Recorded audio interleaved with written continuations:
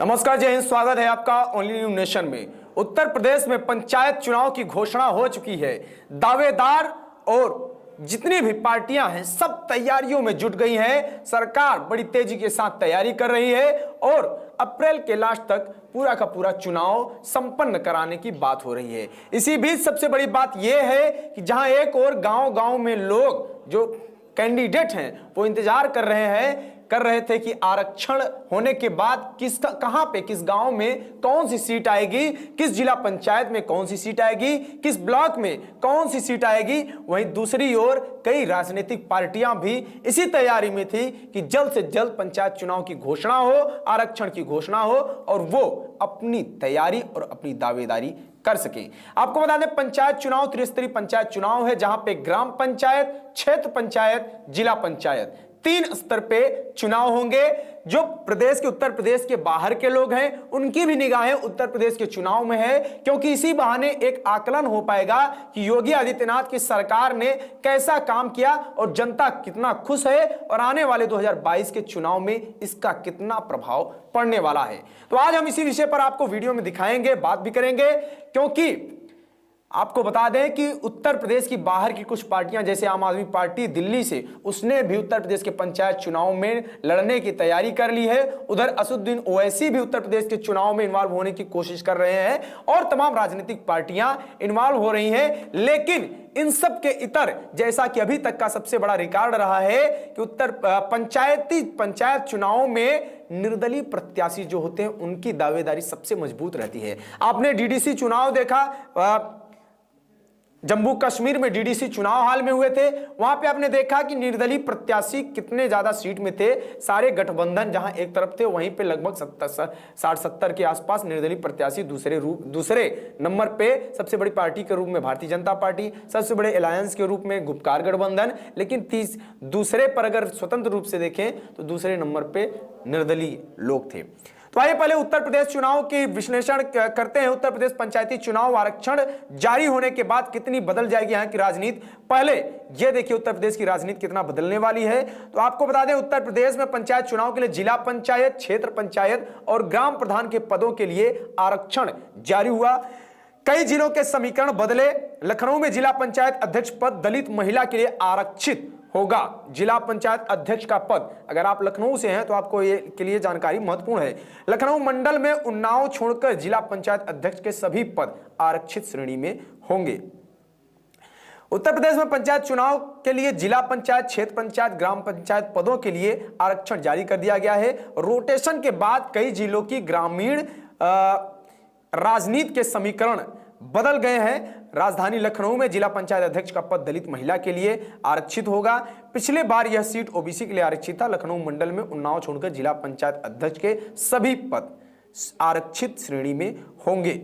CM के शहर गोरखपुर में, यानी कि योगी आदित्यनाथ के शहर गोरखपुर में पंचायत अध्यक्ष का पद इस बार अनारक्षित श्रेणी में है, यानी कि जनरल कैटेगरी में है। जबकि पीएम का संसदीय क्षेत्र वाराणसी रोटेशन के बाद ओबीसी महिला के लिए आरक्षित है। यह कुछ महत्वपूर्ण सीट थे।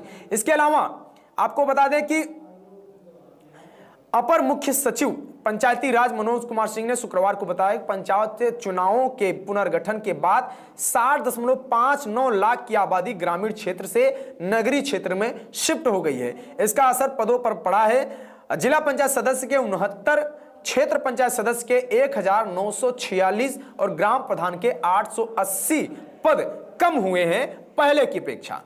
वहीं 5 क्षेत्र पंचायतें बढ़ी हैं। वर्तमान में क्षेत्र पंचायत बढ़ी है।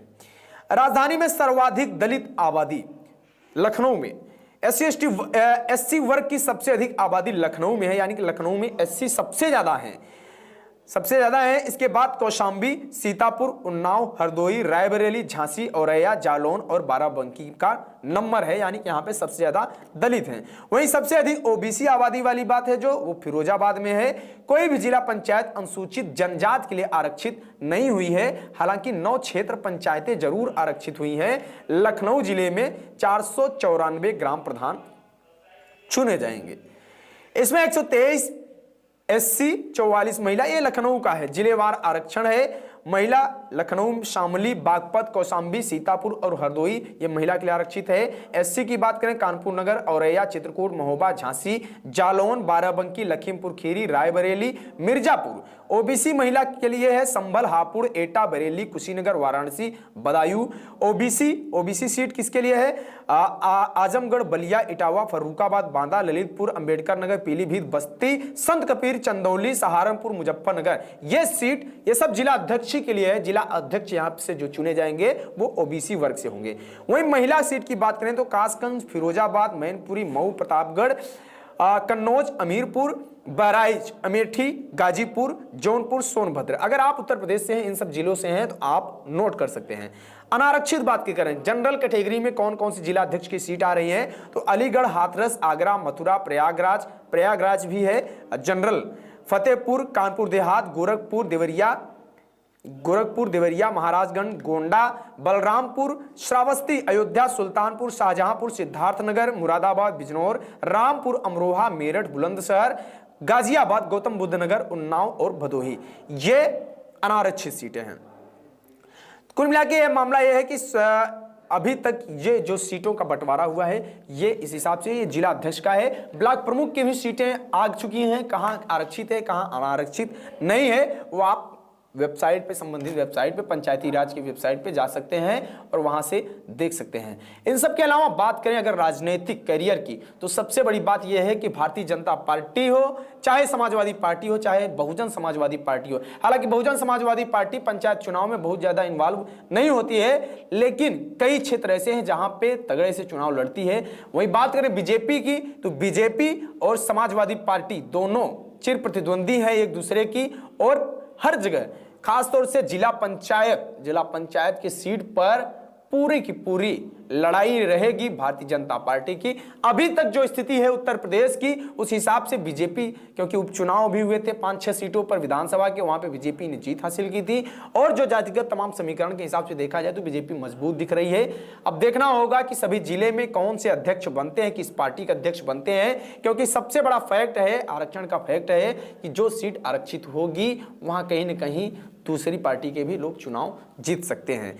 कमेंट बॉक्स में आप अपनी प्रतिक्रिया दे सकते हैं। और हाँ, 15 यानी कि 2 दिन बाद ग्राम प्रधानों की लिस्ट भी आ जाएगी, किस गांव में कौन सी सीट आरक्षित है, और आप वहां से जाके अगर आप उम्मीदवार हैं तो वहां से देख सकते हैं कि कौन सीट आपके लिए आरक्षित है। इंतजार करिए, 2 दिन में लिस्ट आ जाएगी आपके सामने। कमेंट बॉक्स में अपनी प्रतिक्रिया दे सकते हैं। वीडियो को ज़्यादा से ज़्यादा शेयर करें। जुड़े रहिए ओनली न्यूज़ नेशन के साथ। बहुत बहुत धन्यवाद। मैं मानस मिश्रा, द न्यूज ओशन का मैनेजिंग डायरेक्टर, आपके लिए एक ऐसी पत्रिका पहली बार आई है जो सिर्फ सच दिखाएगी। कृषि कानूनों पर मचा है घमासान, हो रही है मनगढ़ंत बातें। मैं अंकित मिश्रा, पढ़िए मेरा आर्टिकल इस मैगजीन में फैक्ट के साथ। यूपीएससी के एस्पायरेंट समझे हर मुद्दों को गहराई में जाकर के। इस नए लेख में आपको मिलेगा नए संसद भवन के निर्माण से संबंधित सारी जानकारी। मैं विशाल यादव, अब तक आप लोगों ने हमें टीवी पे देखा, लेकिन अब हमारे लेख आपको दिखेंगे इस मैगजीन में। मैं Ranjit Prasad, reporter the news ocean. हम आपको दिखाएंगे किसान आंदोलन के बीच में जिहादी कांड। सब्सक्राइब करें द न्यूज ओशियन, खबरों का समंदर।